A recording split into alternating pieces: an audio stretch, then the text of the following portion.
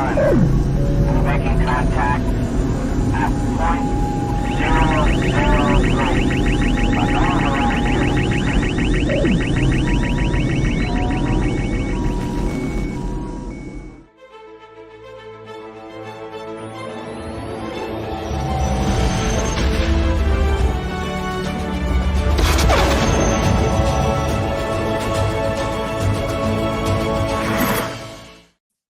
Forgot about that.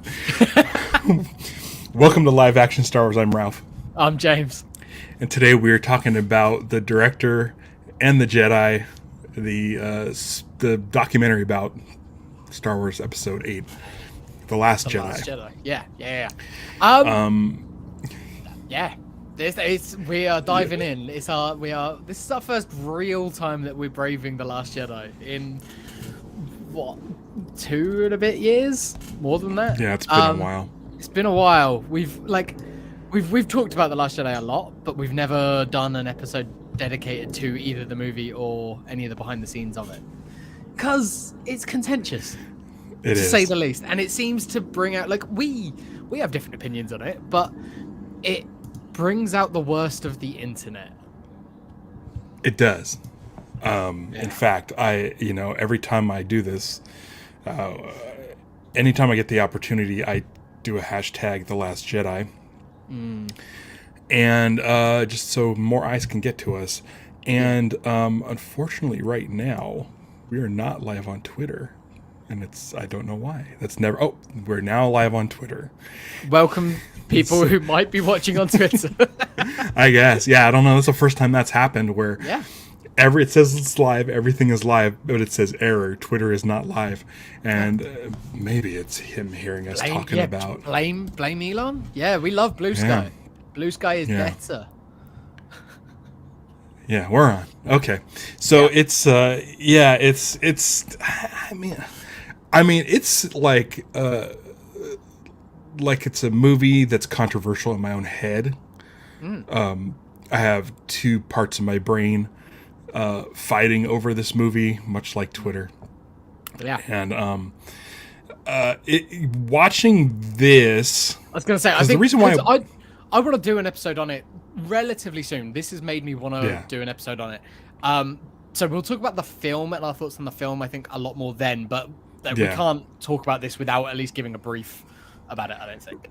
Right, and I think one of the reasons why I chose it is because our last regular episode was The Force Awakens, and I felt less enchanted by it this last time than I did previous viewings, and I'm like, there's this camp of, it's usually Last Jedi people are fighting over Last Jedi and Rian Johnson and J.J. Abrams, and so I'm like, okay, we watched this J.J. Abrams and how he did it, and then I'm like, I'm really interested in revisiting The Last Jedi.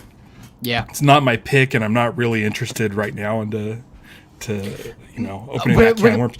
But we got busy. But I felt this was a good way for me to sort of scratch that itch and really take a look at what Rian Johnson did, and here we are. It's hard, man, because the movie, I've said it before, I've said it again, it has absolutely some of my favorite Star Wars stuff in it, and then it has some of my absolute least favorite Star Wars stuff in it, and so it's like I feel like if you can just cut out the stuff that I don't like, it wouldn't change the movie. I see exactly what you're saying with it. I rewatched the movie as well. I had a flight, so I rewatched it. I watched it in 3 chunks, actually. I watched the first bit on the way out, and then I watched some more of it on the way back while watching Invincible again. And I finished it off last night after I'd finished off the documentary. So I watched the documentary, and then I watched basically from the throne room fight through to the end. And so, I don't know, watching it that way, I was so in. It's been a couple of years probably since I watched it. I don't think I've watched it since we started doing the show. And I loved it. I want to say this. As much as I enjoy The Force Awakens and The Rise of Skywalker, I feel like this movie would serve better as the trilogy. Yeah. Yeah. It's too long. But I mean, and it could be. I feel like it's you just get an introduction to Rey, and then we're off to Luke, and then we can just do that. I mean, I would want Han Solo, but so let's talk about the documentary. Unless you have more to say, yeah. No. I want to save it. I want to save it for when we talk about The Last Jedi itself. The documentary, though, I love it. I think it's an amazing documentary. I think it's the most honest and rawest of anything that's come out in the Disney era of behind the scenes wise. Yeah. And I think it is both the best behind the scenes documentary and the worst thing that could have happened for Star Wars internet quote unquote fandom. Because I feel like it armed the people that we call Minox. The term that we've dubbed Minox a while back, the people who don't really have a good way of articulating their criticism, so they just echo the same shit that they read online, and it becomes an echo chamber of hate and sadness. People who have honest and good criticisms and can articulate them well, can talk about them, even if they're not like film buffs or anything like that, I have no problem with it, and I'm happy. I like having those discussions, but it's the Minox are the people who just want to spread hate, and yeah. So, watching this, first of all, so yesterday I had a lot of stuff to do, as far as like producing the documentary I'm working on. Like, I sent out so many emails yesterday. I coordinated some stuff. There was a lot to do yesterday. We're back into full production. We have a shoot at the end of the month, a big shoot. It's like going to be our biggest shoot that takes us across possibly 3 states. Amazing. And it's like all of this stuff. If you're not following getting Lost Doc on socials, go and do that. Yeah, do that. That would be great. Yeah.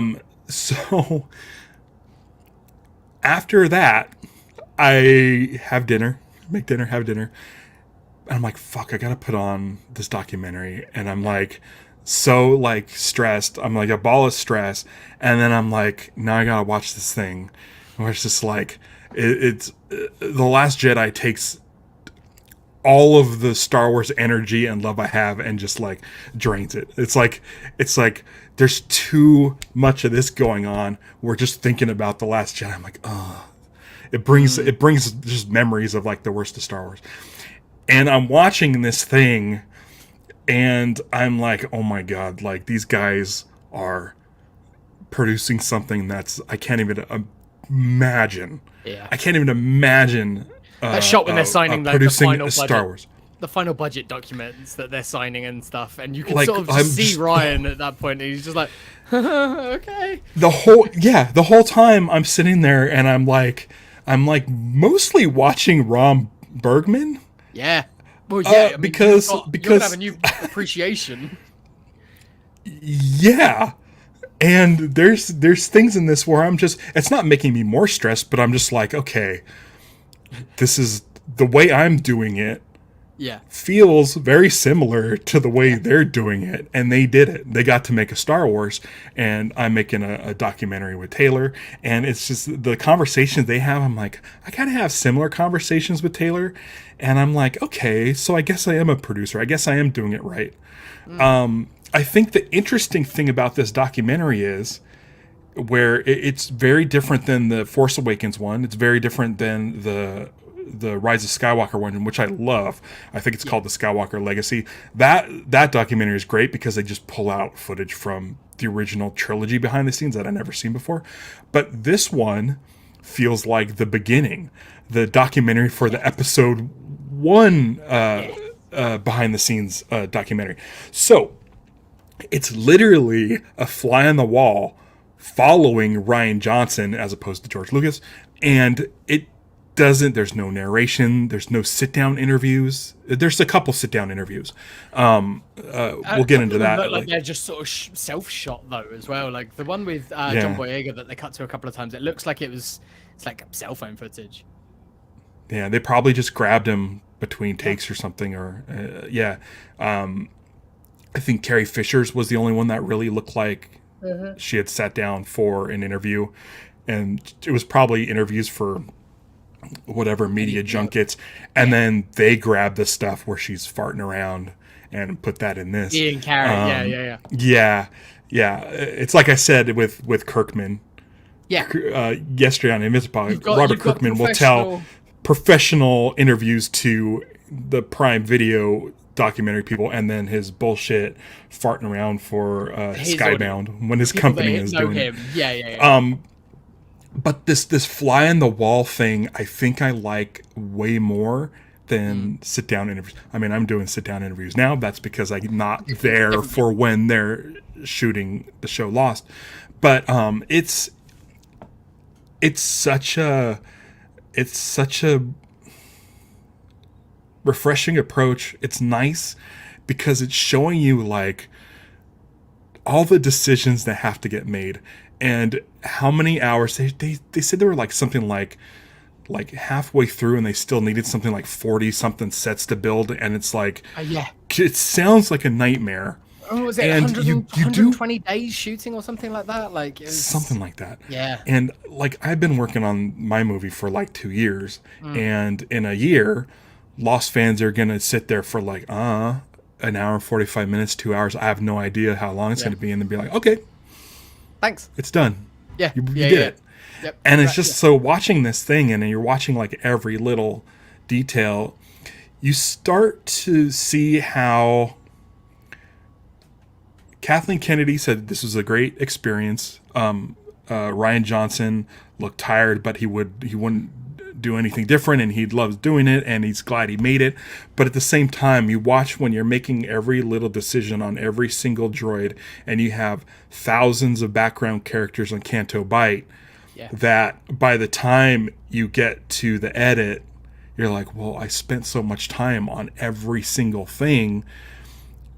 Do you want to cut it out? And well, that's I it feel with Canto like Bight, and I feel like that's Canto Bight in particular. I feel like because that is the one that I think a lot of people would be like, that whole plot, like that stuff, like just didn't work for a lot of people. Even people who love the rest of the movie. Often there are people who like the Canto Bight stuff, and I don't hate it.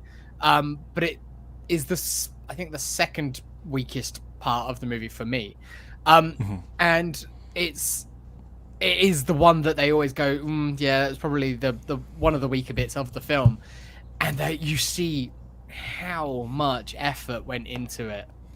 Yeah, and you're like, well, and they're like shooting for like a day or so or two or something. Yeah, in the like big like hall that they built, the big casino floor. Yeah. And then you have the. They went to Dubrovnik. They shot all the stuff on the streets that you wouldn't even really know. Like I've walked down those streets in Dubrovnik, and I was there after they'd shot, but before the film had come out. And so I'm walking around, like looking at my phone, looking at like leaked set photos, and going, "Oh, there's an explosion that's going to happen right here." And it's when Fabio like jumps on the car. That's the main drag down through there and stuff. And so it's crazy to watch it and go, they're split-second shots. Like they are split-second shots. They didn't. Did they need to go out here? Did they need to do all of this? Yeah. But they did, and so do you need the split-second shot? Yeah. And so I think it's one of those things where, like, you look at episode 1, and Lucas was jamming everything he could into that movie, because he's back as his first time. Yeah. And Ryan Johnson had 40 something years of being a Star Wars fan, and also like he's a massive Star Wars fan, but then also being a filmmaker. And every film that he did up to that point was growth in scale. Like you go from Brick to Brothers Bloom to Looper to this. I think this is his fourth. I think that's it. And so you just see that it's the growth on each one of those films is huge. Yeah, but also he says it like, I'm going to step back from a filmmaker and be a Star Wars fan and just put everything I wanted to see as a Star Wars fan into it. And that's the thing. He wants to see this stuff, which is great. I want to see this stuff. But it's got a trilogy worth I don't know if it film. serves the story. And I feel like he needs a Marsha Lucas on this one. Yeah. Someone to just go in and be like, this is all great, but I mean, you're looking at what is it, 2.5 hours? It's 2:35 or something too like much. that. It's I think I'm a fan. Shorter than Rise of Skywalker. It doesn't feel like it. No, it doesn't. That's the difference, I think, because it's more of a film. I think, for better and worse. Like there is more to it. There's more to think about with this one. There's more themes. There's deeper stuff in it. So when you're sitting in a scene that might only be 3 minutes, it feels longer because it's better. I feel like this is how, and again, I really like Rise of Skywalker a lot. I think this should be episode 8 and 9. I think this should be cut into 2. You can expand on some of the stuff. I'd love to know how real the rumors, the conversations were about Ryan writing 8 and 9 and then not directing 9, because that was I remember that being talked about, and at what stage in the process it became him just doing 8.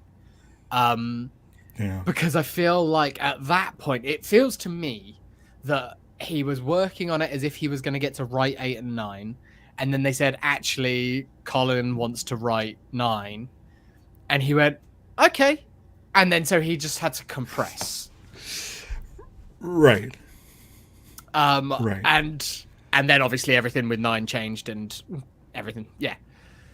Yeah. I feel like the throne scene, I mean, we're going to watch this eventually. Yeah. I feel like the throne scene is an ending. It's an ending. It's one of the it's a great it's one of the best Star Wars moments ever. Yeah.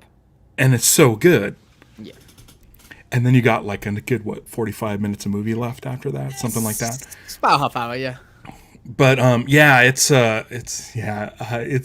feel like this should be 8 and 9. As much as I like 9. And I think it would give all of the, I think, because watching it again this time, Poe, more than Finn, Poe was the one who felt most underserved. Right.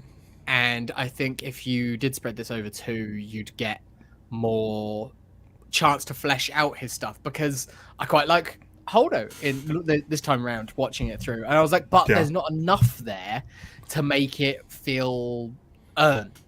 Her moments and stuff like that are great, but she's got like 3 scenes. That's it, and you give her a movie's worth or 2 movies worth of stuff to flesh out, and you could do a lot more. I agree. We always say it when we talk about the sequel trilogy. It's the disjointedness of it that is the problem. Each individual film I enjoy, but there is a disconnect. Right. Ryan Johnson mentions this. He mentions before writing it, he sat down, he wrote the characters and what he knows about the characters, and then went from there, which is perfect. I feel like J.J. Abrams with The Force Awakens had to get Star Wars fans back in good faith, because of at the time the prequels still weren't. People were still shitting on the prequels, so they played it safe and they just served up the ball. They just lobbed the ball. It was an easy. It was an easy hit. It was an easy hit. So Ryan Johnson comes in. He's like, "All right, I'm going to do this. This is how. Now we're going to do a trick shot. Yeah. And then But the thing is, so for me, the whole purpose of, or not the main sort of arc of this documentary is the director and the Jedi. Now, what was served up to Ryan Johnson was Luke Skywalker on an island. And Mark Hamill didn't like how Ryan Johnson took that ball and ran with it. It was just like, this isn't Luke Skywalker to me. Yeah. And I'm like, and I feel like that's the difference between like Mark to Carrie or Harrison in particular. Like, but he's a fan who loves his character, and like Yeah. I don't know if he's gone and read like old EU stuff, but like I feel like he's aware. Like, he No. certainly knows Yeah. who Mara Jade is and all of that history. Like, he knows of it. He's talked about it. And he's probably talked to George about where Luke goes after. Almost And here's certainly. the thing. JJ set it up in which there's a galaxy where the First Order has come back. The Resistance is there. Leia's not in control. There's still chaos in the galaxy. And this whole time, we know that Luke Skywalker failed Ben Solo. He failed Han and Leia. And he's secluded himself on an island. What part of that makes you think, oh, he's just a hero? He's been kicking back this whole time, letting the galaxy go to shit. And so Ryan Johnson wrote down where Luke Skywalker was and everything he's done that was said in the setup in The Force Awakens. And so it's like, what did you think was going to happen? This is not going to go the way you thought. Yeah. Right. Yeah. And that's the whole thing is like, it's, if he thinks about it, like that's what happened to Obi-Wan. Obi-Wan failed up. I don't know if Mark Hamill's seen the prequels or not. I'm assuming he has. But it's the same thing. It's George Lucas's rhyming thing where now he's Obi-Wan, and Ron Bergman mentions it in this. He's like, I had to tell him. I had to convince him, remind him that he's not the Luke. He's Obi. Yeah. He's Obi-Wan. Yeah. But Ryan Johnson, and I think it comes off, I feel like this documentary does a lot of explaining that maybe the movie should have done maybe a little bit better. But it is explaining like Luke Skywalker's redemption is everybody knows him in the galaxy. And his presence in this film and him coming out of his shell and him learning from his mistakes with Kylo Ren and turning his back on the Jedi and everything like that, becoming the spark that ignites the rebellion. Like all of this stuff is like, it's like his Vader redemption without being a guy that killed kids. Yeah. You know? And it's just like himself for his own failure. But yeah. It's self-imposed, But for Mark Hamill to say fundamentally this isn't Luke Skywalker, like it was set up in the last one. Like when I started when episode 8 started and I was sitting in the theater and I watched him throw the lightsaber and everyone laughs. Oh, that's funny. We've been waiting, 2 years to see what he does, how this scene plays out. It makes sense. Yeah. It made sense to me. That the whole Luke thing totally made sense to me. And everything surrounding him, Kylo Ren and Rey, is my favorite stuff in the movie. I don't know if I made that clear, but everything surrounding them is the thing that that I think is some of the best Star Wars stuff ever. Yeah. And I feel like it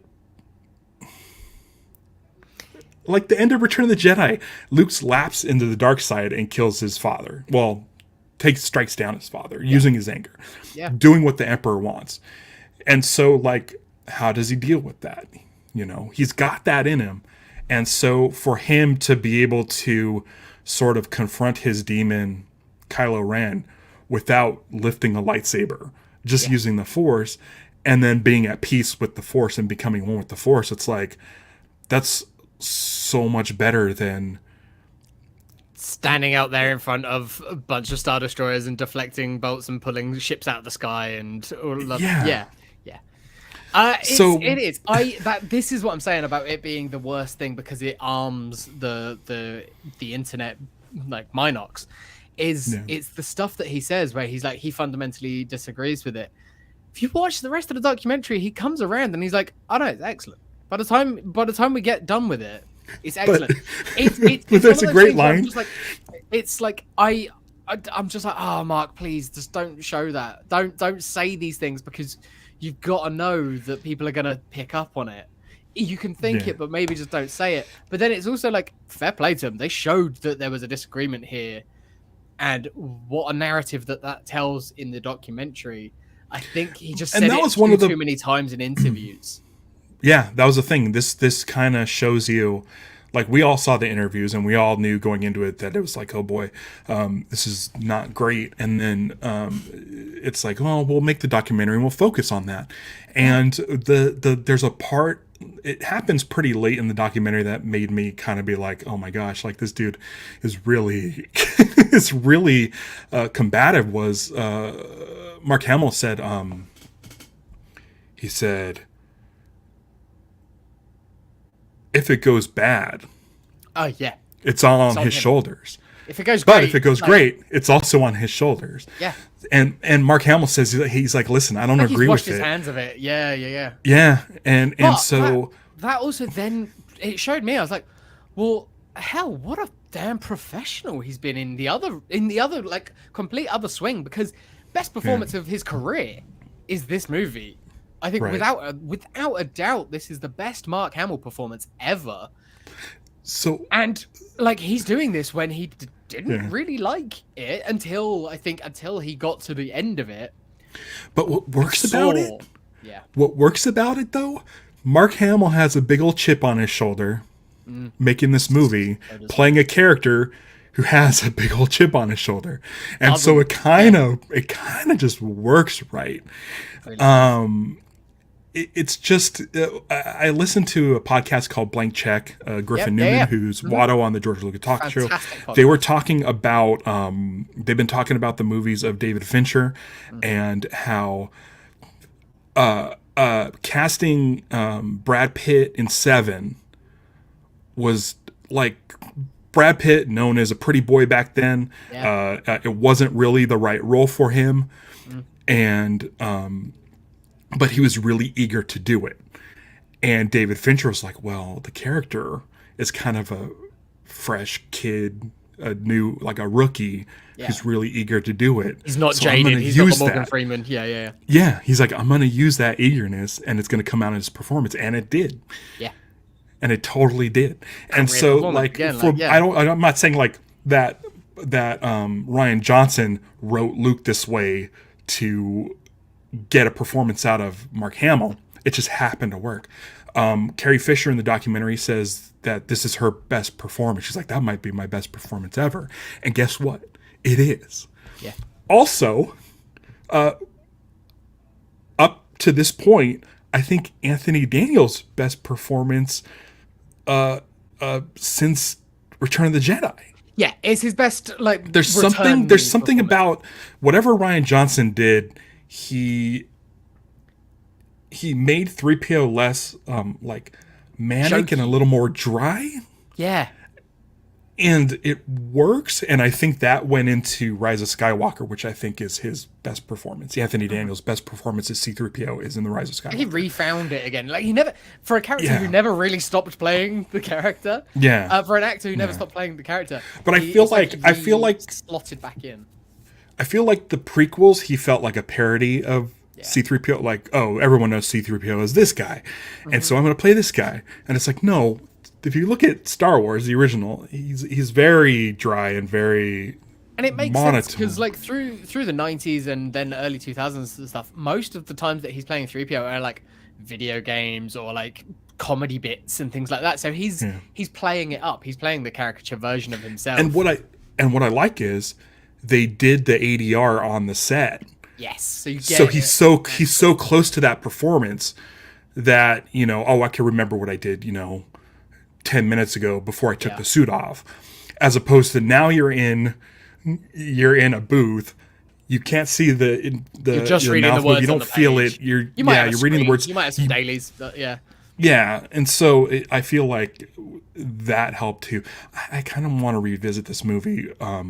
Stevie hates it, which, by the way, Stevie's here. Sarah and Lucha Johnny is here, but yeah, Stevie says good conversation on this one. I can't wait to hear the full Last Jedi conversation. It's a very uneven movie. I'm making that make sense to me. Makes it more forgivable. She does not like it. She hasn't liked it since the jump. When we saw it, she said she was like falling asleep, or may have fallen asleep a little bit during it. Hates the movie. It might be too strong a word, but I think she hates the movie. Has I don't some know strong if she's critiques. Yeah, I don't know if we've watched it together since. But and then I that was another recommend it, thing and I was recommend when you hit a point where you're like, okay, slowing down, take a break, and then Yeah. come back. I recommend it. Like I watched it in 3 chunks, and I fucking loved it. I think that's the most I've enjoyed it in a couple in years. Was Yeah. this time round. Do you remember the exact 3 spots? So I watched Just in case, like we want to do like the What did machete I cut, but the Yeah. James Hewlett So cut. the second and third chunks was up until literally until Snoke got halved. Rey gets it. Okay. They give each other a nod, and then it cuts to the wide, and it's just going into the slow mo. I paused there, and that was my back half. Before that was Finn and Rose had just left Doradus. They just spoken to Maz To go to Kansai Bight. So yeah. Okay. So that was it was up until then. Then Kansai Bight through His Empire. yeah. Yeah. Okay. Basically I watched yeah. Yeah. And then That was another thing about great. That's another thing about yesterday is I was so busy.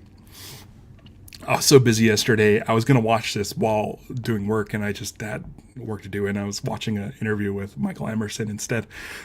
Which I mean, dude, it's so great. Dude, like it's funny making a movie is the privilege of being able to see these things. I wasn't there for the Michael Emerson interview. It was in New York, but I got to see it, and I still have a little bit left because I want to like savor it, but it's so good. But I so I didn't watch it yesterday, and then the reason why after dinner I was like, oh shit, I gotta watch it. I gotta watch it, and Stevie's sitting on the couch with me, and I'm like, oh no, she doesn't like the movie. She doesn't like the movie, and I'm not. I don't revisit it a lot. Like I'll throw on the prequels before this. It's definitely the one that I revisit the least of the sequels, but I do now pretty after just watching Force Awakens, and it wasn't too long ago that we watched Rise of Skywalker. I think it's my favorite. I really do think it's my favorite of the sequels. I thought that at first, but then now I think it's sort of reconfirmed it for me. Rest of this documentary, like I think you do get a sense that Ryan was he was tired, exhausted all the way through, but also so happy with everything that he got. Like I think he is immensely proud of this movie, as well he should be. I think anyone who makes a movie, like whether it comes out great or bad, like fuck it, dude, you made a movie. That's amazing. Well done. Like, and so it's not easy. It's definitely not. And so he's immensely proud of everything that he does, and I think that comes through when he's talking to people who clearly it's like their first day on set. So like probably one of Oscar Isaac's first days on set, they're talking about it. He's like, man, I'm having the time of my life. I'm loving this. When Andy Serkis comes onto set to do the Snoke stuff, he's like, like I don't want to blindside you, but we've got this whole thing. It's going to be amazing, but like you're gonna die. But man, this film is like it's cooking. Like we're having a great time doing this. It's really funny that they did a couple of the Skellig Michael stuff, like those scenes early, like the handover, like the handover shot essentially. Right. They did that before principal photography, and then they always had Skellig like coming up. That was looming over them, like, and they stayed on target, and they made it to that. And I think it comes through, and why they did such a good job with that stuff. It's like it was at the end of it all, and seeing that was Mark's last stuff, was all of the stuff out there. Yeah, it's impressive, and yeah. I think you get a sense of, we were talking about how it was good that Anthony Daniels did all of his ADR on set on those sets, so you got good sound, got good performance. I think it's key that the other actors were playing their coverage, like they were playing off coverage, like so all of the Force connections. It was Daisy and Adam Driver were both there, like whenever they were doing that stuff, and you get those performances, you get that reaction, even though they are never like on camera together, except for that one shot in the hut. Yeah. Yeah, it's great. Yeah. The culmination to the point where Ryan sits down with Mark and the camera's far away. Tell them the title. I feel like this is like, okay, this is Ryan Johnson directing the documentary. This is the point where Ryan Johnson, because they're both mic'd up, and it sounded like Ryan was mic'd up the whole time. Seemed like it, because Anthony there was Daniels a wanted point to tell him something. and he's like, "Yeah, let me know when I'm not bugged." You want to know what that was? Yeah, and so he's probably like, "Hey, Mark's really not happy. I saw him the other day." Hell, man. Woo. But you know, he probably told the camera guy, he's like, "You can hear me, right? Yeah, okay." And Mark is bugged. Yeah, he's got his thing on. Okay, I'm gonna go over and tell him the title of the movie. Just don't follow me. Just do a wide. And the shot is so perfectly like composed and set up, this giant massive cave or cliff face just looming over him, and just this tiny little Mark Hamill just sitting there to himself, and then Ryan Johnson going over there and saying, "I'm going to tell you the title of the movie." And it's the Skellig Michael stuff. It's like it appears to be like later. Like my internet looks like my internet's going down, but Ryan Johnson just sitting there and telling him, "Okay, I'm going to tell you the title." He's like, and he says, "Don't tell your wife. Don't tell your wife. Don't tell your kid. You can't tell anybody." And he's like, "Okay." And it's this thing of, because it's this thing where everything's so secretive with Star Wars. Everything is such a big deal, and it's this small intimate moment where Ryan Johnson is sort of letting Mark into the process. Mark has trusted him in this process this whole time, and he's like, "Okay, here's the title of the movie. It's The Last Jedi." And Mark says, "It's me." Oh, that's me. Yeah. Yeah. And like it's Mark Hamill's realization, like, "Hey, listen, you may not like this, but it is still about you." And it's kind of movie. And I know they use that image for the poster, and it makes sense, but it's just like one of those things where it's just like, it's a great arc. It's the perfect arc of Mark Hamill finally coming to terms with, because he'd probably known since the beginning, since he read the script, that Luke Skywalker was going to die, and before he dies, he's kind of a shithead. Yeah. But so is Darth Vader. Yeah. And so, like, that moment was so nice, and I guarantee you that Mark went and told his wife and and his kids and stuff. Yeah. But it's a really nice moment, and it made me I like Ryan Johnson. I mean, since Brick, we went and saw Brick in the theater. He was playing at like the art house, like the next county over or whatever. And I really like him. And I when I saw this movie, I'm like, this is my least favorite Ryan Johnson movie. I haven't seen Brothers Bloom. I should probably see Brothers Bloom. It's good. It's fun. But I love all his other movies. And it's one of those things where I'm just like, you know what? I just like this guy, and I'm glad. Like I'm glad he got to do a Star Wars. I'm really glad he didn't play it safe. Yeah, you know, he didn't play it safe at all. It would have been so easy to. They're like it's like, J.J. Abrams did it. You know, Lawrence Kasdan did it. And it would be so easy to just pick up the ball from that and do the next one of those very easily. Like I feel like. I don't want to take away from screenwriters and stuff like that, but I feel like it'd be an easy movie to write, like if you wanted to play it that way. But yeah, it's he didn't, and he wanted to do something different. He wanted to, as he says, he wanted to make a movie that he would want to go and see. Yeah. And I think that's more interesting, whether you like it or dislike it. Like it's more interesting than Force Awakens in particular. Yeah. It's one of the reasons why I wanted to watch this documentary. Yeah. Because we were coming off of doing Force Awakens, and I was like, I think it also it's the thing of we just finished watching Ahsoka, which was new and fresh. Well, I mean, you know, it was like Rebels and Clone Wars and stuff, but as far as live action goes, it was new and fresh, and then kind of ended with where it was like just kind of uninspiring. For you, it was a bit of a whitmer. Yeah. And so then I'm like, you know what? Let's get back into like something more comfortable. Let's get into to Force Awakens. And then I was like, oh no, like this feels kind of just I don't know. It doesn't feel as fresh as when I saw it in the theater. No. Or the multiple times I saw it since. There are moments like there's stuff in there that I love, and it's exciting, it's fun, it's as people say at the beginning of this when they're sort of showing clips from around the world and they're showing all of the different media outlets. It was like, oh wow, look at this. I mean, there's people that they show at the beginning of this documentary that I think you've got in your documentary. Like pretty sure Hector Navarro's in there. Like there's some faces. I'm like, oh, this is all like the Schmodown people from that era. Like, this is all fucking Hector Navarro, dude.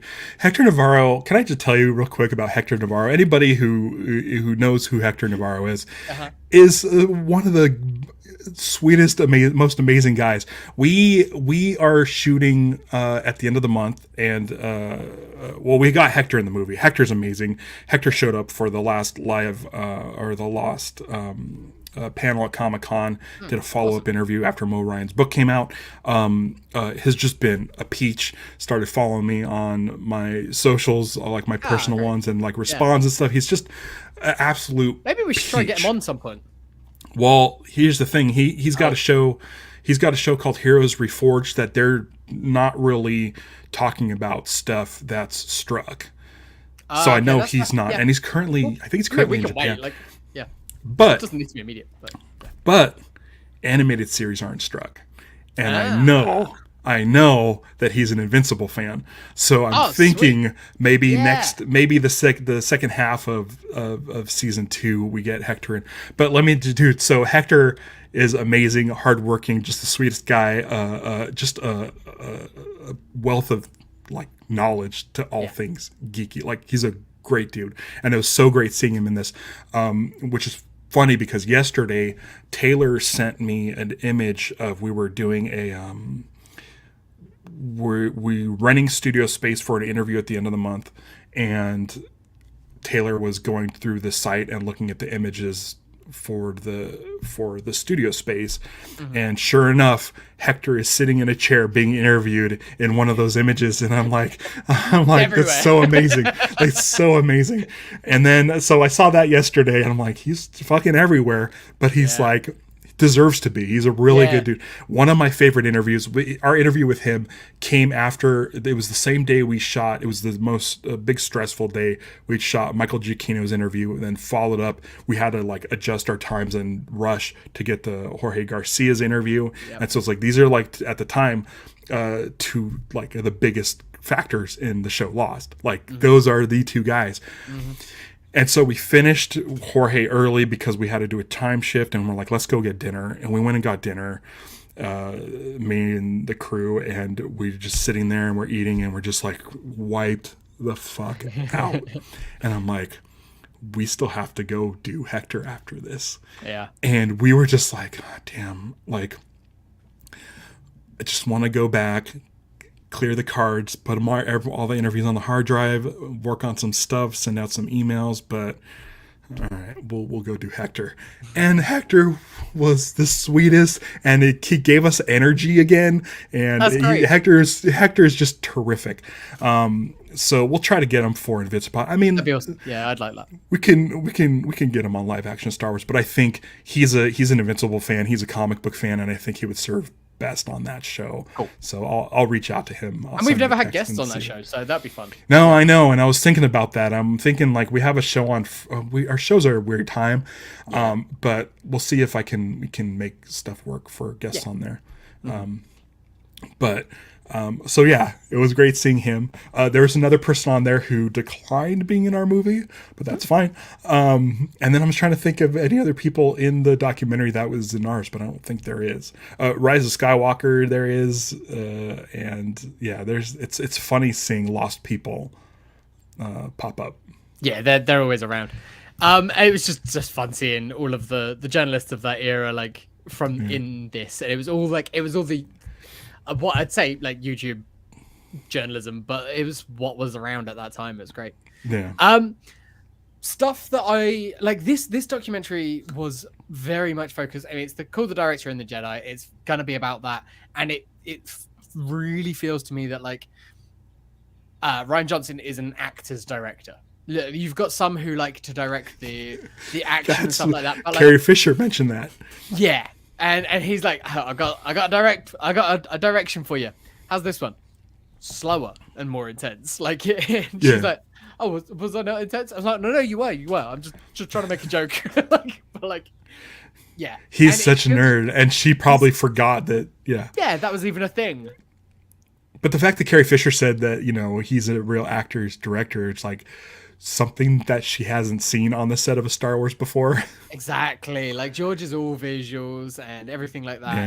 Yeah. And so to see that and to see him sat there, like I love the fact that he's like me. I always sort of sit on a chair, like cross-legged or with my feet up or whatever. And it's like, he's just sat there and like just ways to make himself comfortable in whatever chair that he's in, no matter what the situation. He's not like sat in a director's chair professionally. He'll be sat on the floor in front of them, directing them and stuff. It's like, that's got to be great. And it lends itself. You can see it on screen. Like you get the best performances out of all of these people, even when their characters are underserved or doing stuff that you're not a big fan of, like plot wise. The performances are amazing. Watching the film again through this time, like, and they spend quite a lot of time with Kelly Marie Tran in this documentary. You can see that, like, he's just fucking around with her and their fist bumps and stuff that they're doing. That's like, they're just having fun, and that puts them all at ease. And it's lovely to see. But then he's also is still doing the behind the scenes stuff. Like he's still talking to hair and makeup and props and all of that stuff. It's no wonder that these guys get burnt out so much after doing a big movie like this. Yeah. But I mean, he followed this up with Knives Out, and it was probably a thing where it's like, holy shit! I just want the actors. This is so much easier, and that movie's amazing. I love that movie. I love Glass Onion too. I can't wait for whatever they do next. Just give it to me. And I was thinking, hey, this documentary made me want the next Benoit Blanc movie to be this entire cast. This cast, maybe wow. maybe do like a murder mystery in the Hollywood studio. But like, just have this cast, but have them playing like not themselves, but like, well, Daisy's just watching him dipped her toes into the murder mystery thing as well. Like they could all do it. Like I'd love to see this cast. Like everyone from this would be amazing. Yeah. We're big fans. We went to see Knives Out and just fell in love with it. Did we see it twice in the theater? I don't think we saw it twice in the theater, but we watch them a lot. And I think this movie helped with those. I think the stress and the amount of shooting and working, it's like, oh, I can go back and just do a thing set in a house. Well, and that's it. You think about like the three films before that are like 2- and 3-handers. Like that's about it. Like Brothers Bloom is Looper's a little bit more. 3. Looper's a little bit bigger, but still like it's fairly contained. Yeah, we saw Glass Onion in the theater too. Netflix was cool enough to, they're like, They did. okay, we'll I'm sure release it. they'll And then do it that made a again. fuckload of it made so much money. Makes sense. It's advertising for it then coming to streaming. Like, always put films, if you're happy with the film, Which, put it in which is theaters. helping Fincher get, and I'm sure The Killer is going to be in And, theaters because of Glass Onion. Killer's Little Flower Moon on Apple. Like, Yeah. it's, put Yeah. streaming movies in theaters first. Yeah. Yeah. So that's what I hope for. That's what I want. Yeah. I love Ryan's not watching this, but he should do that. I mean, he is a podcast fan. Like, he shows up on the Filmcast quite often and likes to troll them by playing a ukulele. I think he just sits there and plays a ukulele to annoy one of the hosts. He's great. But I mean, he loves movie making. Like a classic Hollywood murder mystery, I think would be a perfect fit for that. But then also And you think about like all of these people, and I'm including like Gwendolyn Christie and everyone in it, like, and Adam Driver and Adam Daisy, Oscar Isaac, John Boyega. Like, how Kelly, amazing! like, everyone. Like, that would be a great, like, Knives Out type of cast. Yeah, it really would. It's big enough. Like, yeah. I think it's the ukulele. He plays something. I don't know. Go and listen to or go search for the Filmcast. I think back then it was still called the Slash Filmcast. He's done episodes for each of his movies. They've been friends with him for years. He's done episodes with them a few times. He's great fun. Yeah. He's great fun. But that's the thing about those Benoit Blanc movies is every character is awful because you want to make sure that everybody is a suspect. And so, like, Hollywood would be amazing. And they could all like play actors and people in and around film and stuff like that, but like absolute assholes too. I mean, oh my god, imagine Mark Hamill in one of those. Like, come on, give it to me. Like, he could play a grump. Like, excellent. Love it. I would really, really want that now more than anything else. Adam Driver is a great goofball. Like, you see him in like Logan Lucky. He's a brilliant goofball. Oh, yeah. He worked with exactly. There's a connection. The stormtrooper from episode 7. That guy, yeah. TK whatever, probably. Probably. Oh, I think it might be like FN 07 or something like that. Oh yeah, that would make sense. I think they gave him something a like 007 number. Yeah. There's stuff in this film in the movie that I really like, filmmaking wise, that has never been in a Star Wars before or after. Like, think like window rattling as opposed like power sliding his X-wing around the bridge of the dreadnought, and like the windows are rattling, and then the same thing happens on the Radis later on. I'm just like, that's such a cool idea and moment. It's like, it's stuff that we don't see normally. That we don't get much of. Like, we don't get any of like the, other than him talking about he's editing on the fly as they go. We don't get any of the editing stuff. We don't get any of the effects. Much in the effects. Like, we get like practical stuff because they talk about how much they wanted to do things practically. They're like, we put so much effort in these fucking sea cows. We're going to show the sea cows in the documentary. We're going to show how much of a pain in the ass this was. Another scene that people love to like bitch about, and I'm like, think about the movie. Think about the fact that Luke is trying to put her off at this point. He's trying to get rid of her. She is being a nuisance to him. Of course, he's just gonna be like, "You want to be here? This is what we do. This is the life on this island." Like, So there's stuff, but I really do enjoy it. And again, you come around to the end of that documentary, and Mark Hamill is like, I gave up ownership. I put all my trust into Ryan, and I think what we got was great. And it's like, I wish people would just grab onto that a little bit more. Sea cows are fine. And then I think he was just nervous about the portrayal and how Luke Skywalker was written, so he was like preemptively on the back foot. He's got his hunches up. Yeah. But maybe not so much in public. Yeah, that's the problem. I think that was the thing that I'm just like, oh, Mark, come on, you've got to know. Like, you've been around this stuff for long enough. You know what the internet is like. It's not new to you at this point. Yeah. You probably witnessed all of the vitriol for the prequels. Like, don't feed the trolls. Yeah. Yeah. That's the only problem that I had with what he did. But then what we got on screen was amazing. You see it at the Rat Party, the Natural History Museum, which is a massive, massive hall that they had that Rat Party, and they filled it. Where Kathleen Kennedy is beaming about this movie, and I remember at the time when it was coming out, like that's when they announced his trilogy was immediately like following this. They were like, and Ryan's coming back; he's going to do 3 more. She seemed so happy with the way that they made this film.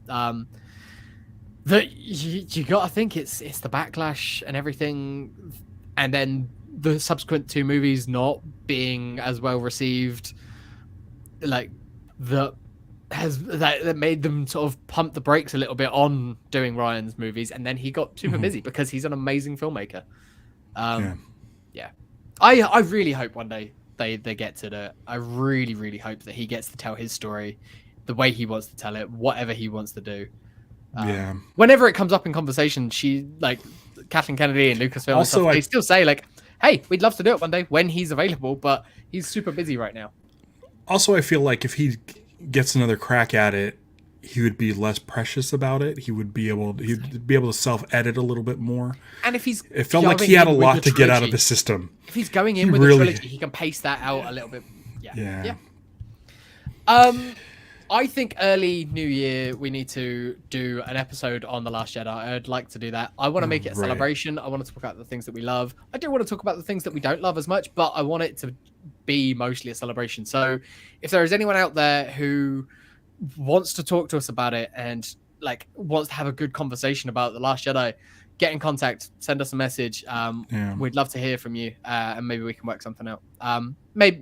Hopefully like early part of next year. That'd be great. Yeah. All right. I think we're going to wrap this one up. I think we're good. Yeah. You got to head out. You're headed. I got to head out again. We only podcasted yesterday, and we're going to be back on Friday, but not on this feed. We'll be back on this feed in 2 weeks' time. And you mentioned it earlier, and how much you enjoyed the documentary. I can't remember the documentary at all. So you know what? We're in sequel land. So I think we should do the Skywalker Legacy. Awesome. I can't wait. Sweet. So we will be back with that in 2 weeks' time. There won't be an episode next week. Great. Cool. There won't be an episode next week. No data link next week because we are in the middle of Invincible season. So I'm in the middle. Ralph is very, very busy. So essentially, the month of November is going to be no data links, and there's one episode, regular episode coming up that may not happen, or may happen on a different time. We'll play it by ear. Go to Invincipod, or not Invincipod, go to liveactionstarwars.com, our YouTube channel, and we'll post when episodes will drop so you know when that'll happen. Also go to Invincipod.com. Absolutely. If you want us more, if you want more of us this week, go to Invincipod, because we'll be back on Friday for that one. Yeah, I'm excited. Episode 2, I'm excited about that. Yeah, tomorrow night I'm watching it. We get to watch it tomorrow night. That's super cool. Yeah. That'd be the same time. Awesome. Cool. Thanks for everybody for joining us, and so until 2 weeks' time, don't give in to hate. Celebrate the love. Punch it.